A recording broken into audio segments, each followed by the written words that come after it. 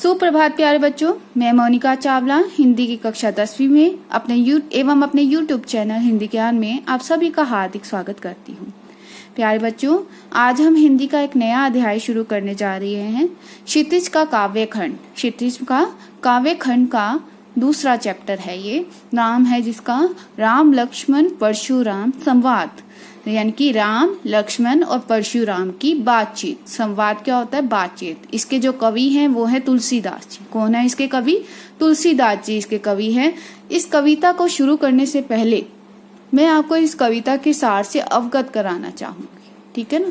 मैं आपको इस कविता के सार से अवगत कराना चाहूंगी कि आखिर इस कविता में क्या बताया गया है। ठीक है, तो प्यारे बच्चों, आप कृपया करके इस पाठ के सार को ध्यान से सुनिएगा। बहुत ही ध्यान से सुनने की जरूरत है। ठीक है,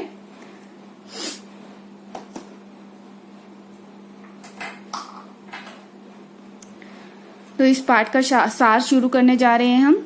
ठीक है, देखिए, इस पाठ में ये बताया गया है कि जब राम और सीता का स्वयंवर हो रहा था तो क्या क्या घटनाएं साथ साथ रचित हो रही थी। ठीक है ना? यहाँ पर बताया गया है राम लक्ष्मण परशुराम संवाद नामक यह पाठ तुलसीदास द्वारा रचित महाकाव्य रामचरितमानस में संकलित है। कहाँ से लिया गया है? रामचरितमानस में से लिया गया है। ठीक है, इस अंश में सीता स्वयंवर यानी कि सीता के विवाह के अवसर पर धनुष भंग, धनुष के टूटने होने के कारण क्रोधित परशुराम और राम लक्ष्मण के बीच हुए संवाद यानी कि बातचीत का वर्णन है। स्वयंवर स्थल पर शिवजी का धनुष टूटने का समाचार जब परशुराम को मिलता है तो वे क्रोध से भर उठते हैं और स्वयंवर स्थान पर पहुंचकर धनुष भंग करने वाले को ललकारने लगते हैं। आप सभी को याद होगा, अगर आपने रामायण देखी हुई है, कि जब सीता और राम और सीता का स्वयंवर हो रहा होता है तो स्वयंवर के दौरान एक शर्त रखी जाती है कि जो भी शिवजी के इस धनुष को तोड़ेगा, और वो धनुष काफी भारी था, ठीक है ना, जो भी शिवजी के इस धनुष को तोड़ेगा उसका जो स्वयंवर है वो सीता के साथ किया जाएगा। कई महापुरुष वहां पर मौजूद होते हैं पर किसी से भी वह धनुष नहीं टूटता। अंत में राम के द्वारा वह धनुष तोड़ा जाता है। और जैसे ही ये खबर परशुराम को मिलती है कि शिवजी का जो इतना पुराना धनुष था वो तोड़ दिया गया है, तो परशुराम उस पर क्रोधित हो जाते हैं। ठीक है ना? परशुराम क्या हो जाते हैं? उस पर क्रोधित हो जाते हैं और उसी स्वयंवर में वहां पर पहुंच जाते हैं। तो उनके बीच में जो बातचीत होती है, राम लक्ष्मण परशुराम के बीच की जो बातचीत होती है, उसी बातचीत को इन काव्यांशों के माध्यम से दर्शाया गया है। ठीक है ना? तो और स्वयंवर के स्थल पर पहुंचकर धनुष भंग करने वाले को ललकारने लगते हैं, यानी कि उसे आवाजें लगाने लगते हैं। परशुराम का क्रोध शांत करने के उद्देश्य से राम ने उनसे कहा कि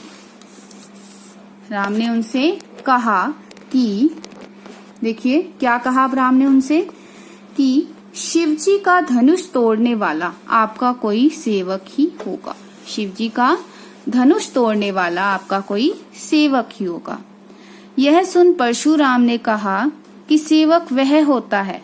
यह सुनकर परशुराम ने कहा कि सेवक वह होता है जो क्या करे? सेवा करे। जो सेवक वह होता है जो सेवा करे। ठीक है ना? सेवक वह होता है जो सेवा का कार्य करे। शिव धनुष तोड़ने वाला तो क्या है? तोड़ने वाले ने तो किसका कार्य किया है? दुश्मन का कार्य किया है।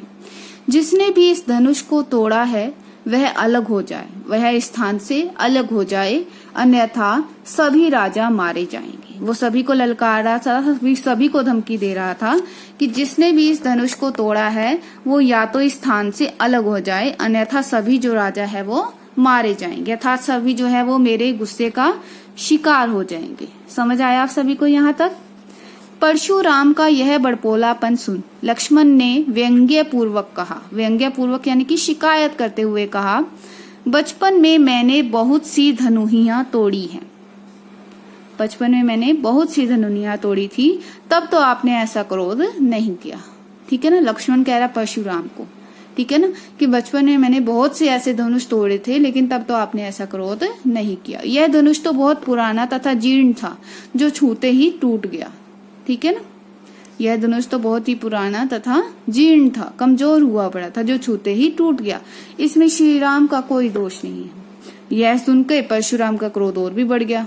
वे बोले, तुझे बालक समझ मैं तेरा वध नहीं कर रहा हूँ। तू मुझे मूर्ख मुनि समझ रहा है। मैं धरती से क्षत्रियों का नाशक तथा बाल ब्रह्मचारी हूँ। मेरा यह जो फरसा है, उनके हाथ में जो फरसा था जिससे वो हरे को काट देते थे, वो बड़ा ही कठोर है।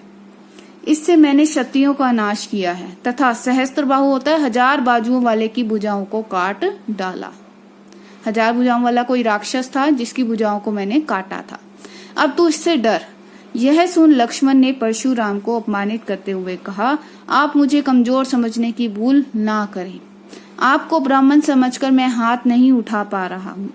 वैसे भी हमारे कुल में देवता, ईश्वर भक्त, ब्राह्मण और गाय पर वीरता नहीं दिखाई जाती है। अब ये दोनों की बातचीत हो रही है। किस किस की बातचीत है ये बातचीत है यहाँ पर ये जो बातचीत हो रही है, ये हो रही है लक्ष्मण की और परशुराम के बीच की। किस किस के बीच हो रही है ये बातचीत? लक्ष्मण और परशुराम के बीच। ठीक है, समझ आया आप सभी को यहाँ तक? ठीक है ना।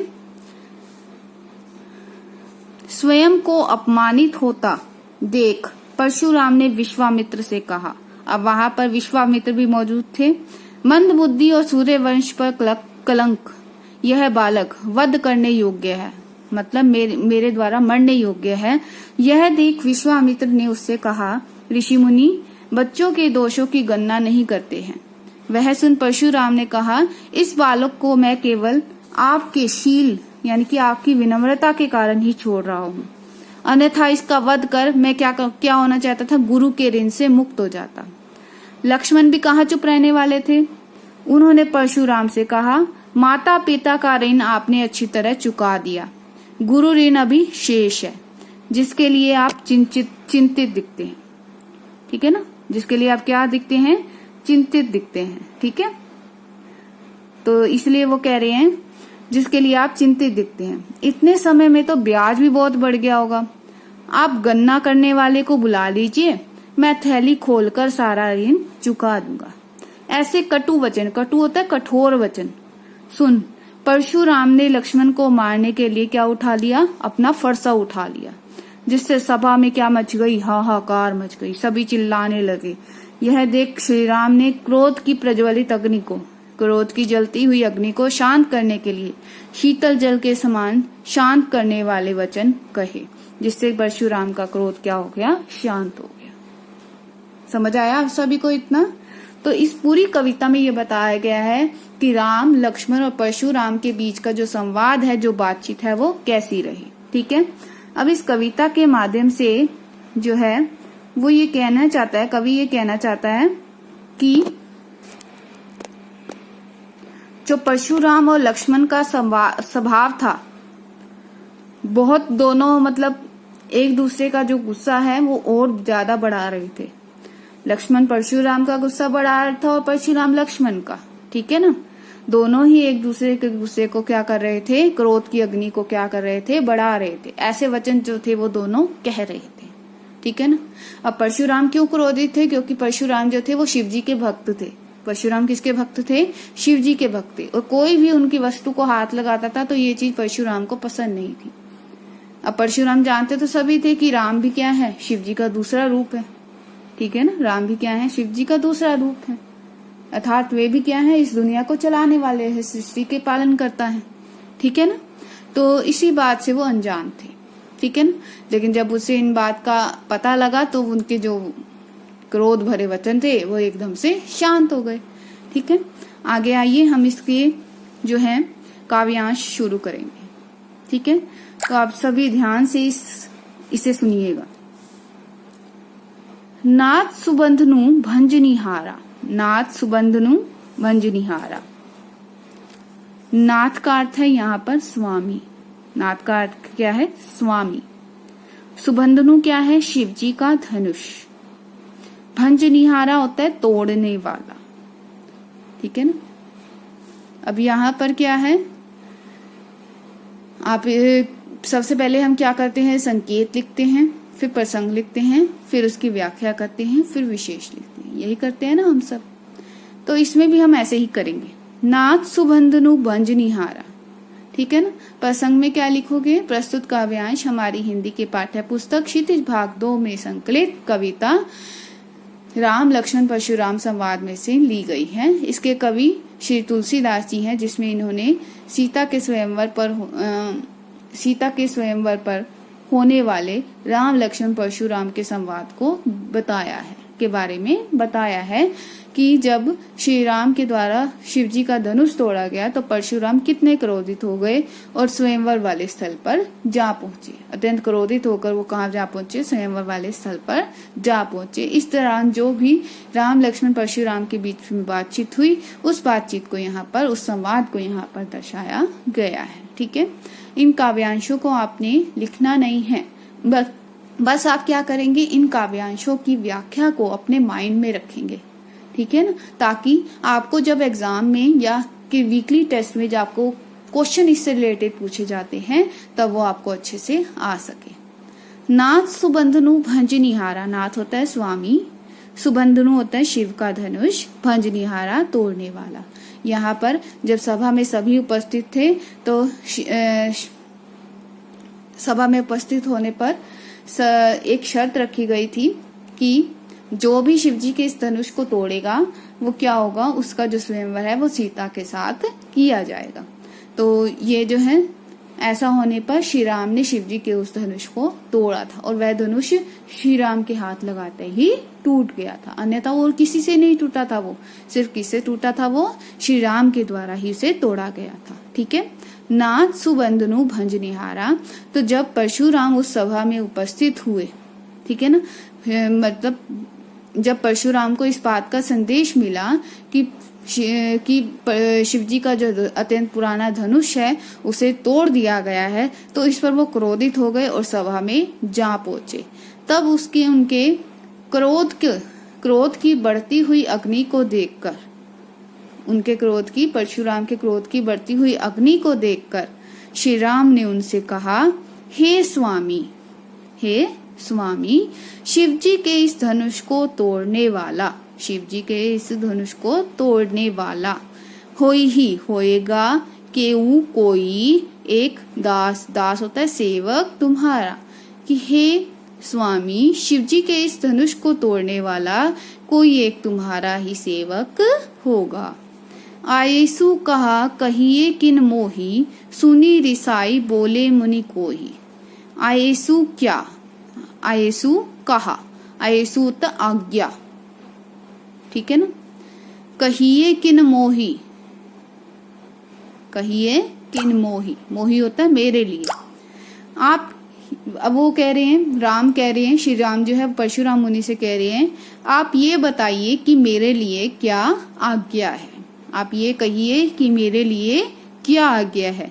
सुनी होता है सुनकर, रिसाई क्रोध पूर्वक, बोले मुनि, कोई होता है कोई, ठीक है ना। श्री राम के इन वचनों को सुनकर जो परशुराम मुनि थे वो अत्यंत क्रोधित होकर बोले। श्री राम के इन वचनों को सुनकर जो परशुराम मुनि थे वो अत्यंत क्रोधित होकर बोले, सेवक सो जो करे सेवकाई यानी कि सेवा करता है। यहाँ पर परशुराम ने राम को उत्तर देते हुए कहा कि हे राम, सेवक वो होता है जो सेवा का कार्य करता है। अरि होता है शत्रु, करिए करता है, लड़ाई, और शत्रु वो होता है जो लड़ाई का कार्य करता है, ठीक है ना। और शत्रु वो होता है जो लड़ाई का कार्य करता है। सुनहु राम जेहि शिव धनु तोड़ा, सुनो राम, जेहि होता है जिसने, शिव धनु होता है शिव के धनुष को, तोड़ा होता है तोड़ा। यहाँ पर जो है परशुराम मुनि है वो राम को कह रहे हैं, सुनो राम, जिसने भी इस शिव के धनुष को तोड़ा है, सहस बाहु समसो रिपु मोरा। सहस बाहु होता है 1000 बाहु यानी कि 1000 भुजाओं के समान, ठीक है ना। सम क्या होता है समान। सो रिपु होता है शत्रु, मोरा मेरा। जिसने भी इस शिव धनुष को तोड़ा है वह 1000 भुजाओं वाले के समान मेरा क्या है, शत्रु है। ठीक है ना, 1000 भुजाओं के समान क्या है, वे मेरा शत्रु है। जिस तरह सहस्त्र बाहु वाले को मैंने अपने फरसा से मारा था और वह मेरा शत्रु था, इसी तरह जिसने भी शिव जी के धनुष को तोड़ा है वह भी मेरा सबसे बड़ा शत्रु है। सो बिलगाऊ बिहाई समाजा, बिलगाऊ होता है अलग हो जाए, बिहाई होता है छोड़कर। तो वो कह रहे हैं जिसने भी शिव के धनुष को तोड़ा है वह इस सभा से, समाज यानी कि सभा से अलग हो जाए, इसी समय अलग हो जाए। नाता मारे जही सब राजा, नहीं तो जही होता है यहाँ उपस्थित, नहीं तो यहाँ उपस्थित सभी राजा जो है मेरे द्वारा मारे जाएंगे। ठीक है। सुनी मुनि वचन लखन मुस्काने, सुनी होता है सुनकर, मुनि के वचन, लखन होता है लक्ष्मण, मुस्काने। लक्ष्मण के मुनि के इस प्रकार के वचनों को सुनकर जो लक्ष्मण थे वो मुस्कुराने लगे। बोले परसुद रही अवमाने, बोले परसुद रही अवमाने, तो क्या करने लगे, बोले परसुद रही अवमाने। अब क्या हुआ, मुनि के इस प्रकार के वचनों को सुनकर जो लक्ष्मण थे वो मुस्कुराने लगे और बोले, परसु, परसु होता है परशुराम, सुधरही अवमाने। और परशुराम को कैसे वचन बोलने लगे, कड़वे वचन उन्हें कहने लगे। और परशुराम को कैसे वचन कहने लगे, कड़वे वचन, अवमाने होता है कहने लगे, परशुराम को कड़वे वचन कहने लगे। वहु धनुहि तोरी लरिकाई, लरिकाई होता है बचपन में, धनुहि होता है धनुषिया, धनुहिया या धनुष। ठीक है ना, बहु होता है बहुत, तोड़ी तोड़ी, तोड़े हैं। अब यहाँ लक्ष्मण जो है वो परशुराम को कह रहे हैं कि हे मुनिवर, हमने बचपन में बहुत से धनुष तोड़े हैं, कभू कभी भी ना असी रिस कीन ही गोसाई, ना असी रिस, रिस होता है क्रोध, रिस क्या होता है, क्रोध, कभू होता है कभी भी, ना असी कीन ही गोसाई, गोसाई यानी कि मुनिवर, बचपन में हमने बहुत से धनुष तोड़े हैं, तब तो हमें किसी ने भी इतना क्रोध नहीं किया। ठीक है ना, यही धनु पर ममता के ही हेतु, यही होता है कि इसी धनु, धनु यानी कि धनुष पर, ममता यानी कि दया के ही हेतु, किस कारण से आप कर रहे हैं, तो फिर इस धनुष पर आप इतनी ममता अर्थात इतनी दया क्यों दिखा रहे हैं। सुनी, सुनी होता है सुनकर, रिसाई क्रोध पूर्वक, कह भृगुकुल केतु होता है भृगुकुल की ध्वजा स्वरूप परशुराम। भृगुकुल कौन थी, परशुराम की माँ का नाम था भृगु, क्या नाम था, भृगु। तो यह सुनकर क्रोध पूर्वक भृगुकुल की ध्वजा के समान परशुराम बोले, रे निरप बालक काल बस बोलत तो ही ना संभार, धनु ही सम त्रिपुरारी धनु विदित सकल संसार। अब देखो यहाँ पर कहा गया है, रे नृप बालक काल बस, अरे हे राजा के बालक, अरे राजा के बालक, काल बस, तू इस समय काल के वश में खड़ा हुआ है, अर्थात मृत्यु के वश में खड़ा हुआ है। बोलत तो ही ना संभार, बोलत अर्थात यानी वाणी को, तू अपनी वाणी को संभाल नहीं पा रहा है, तू अपनी वाणी को संभाल नहीं पा रहा है। धनु ही सम, धनु ही यानी कि धनुष, सम समान, त्रिपुरारी, त्रिपुरारी यानी कि शिव जी के धनु धनुष, विदित सकल संसार। ठीक है ना, यह जो जिसे तू साधारण धनुष समझ रहा है ना, धनु ही सम त्रिपुरारी धनु, यह शिव जी का धनुष है। यह किसका धनुष है, शिव जी का धनुष है। विदित विख्यात प्रसिद्ध, सकल संपूर्ण संसार जग, ठीक है ना, जो पूरे संसार में प्रसिद्ध है। यह कोई साधारण धनुष नहीं है, यह शिव जी का एकमात्र धनुष है जो क्या है, सारे संसार में प्रसिद्ध है,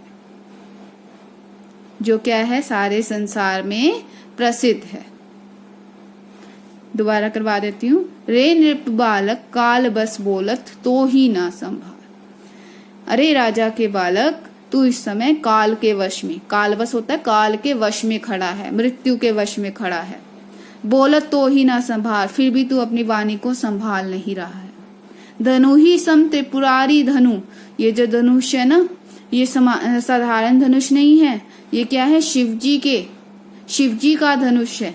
क्या है ये, शिवजी का धनुष है, जो क्या है सारे संसार में विख्यात है या प्रसिद्ध है। समझ आया आप सभी को यहाँ तक? ठीक है, अब आप क्या करेंगे, इनकी व्याख्या को अच्छे से आप पढ़ेंगे, ठीक है ना। इस फर्स्ट की व्याख्या को आप अच्छे से पढ़ेंगे। इसके बाद एक एक स्टैंजा करके हम इस लेसन को जो है वो कवर करेंगे, ठीक है। और आप क्या करेंगे, इसकी व्याख्या को बार बार पढ़कर अपने दिमाग में अच्छी तरह से बिठाएंगे, ठीक है। अगर आप इसे लिखना भी चाहते हैं तो आप लिख सकते हैं इस व्याख्या, ठीक है, ताकि आपके माइंड में ये बनी रहे, ठीक है। धन्यवाद प्यारे बच्चों।